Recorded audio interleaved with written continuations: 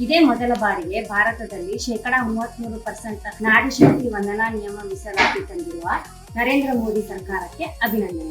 ಸನ್ಮಾನ್ಯ ಶ್ರೀ ನರೇಂದ್ರ ಮೋದಿಜಿಯವರು ಭಾರತದಲ್ಲಿ ಮೊದಲ ಬಾರಿಗೆ 33 ಮೀಸಲಾತಿ, ನಾರಿ ಶಕ್ತಿ ವಂದನಾ ನಿಯಮ ಹಾಗೂ ಮಹಿಳೆಯರ ಸಬಲೀಕರಣ, ಸುಕನ್ಯಾ ಸಮೃದ್ಧಿ ಇನ್ನೂ ನಾನಾ ಯೋಜನೆಗಳು ತಂದಿರುವುದರಿಂದ ಯಲಹಂಕ ಕ್ಷೇತ್ರ ವತಿಯಿಂದ ಮೋದಿಜಿ ಸರ್ಕಾರಕ್ಕೆ ಅಭಿನಂದನೆ.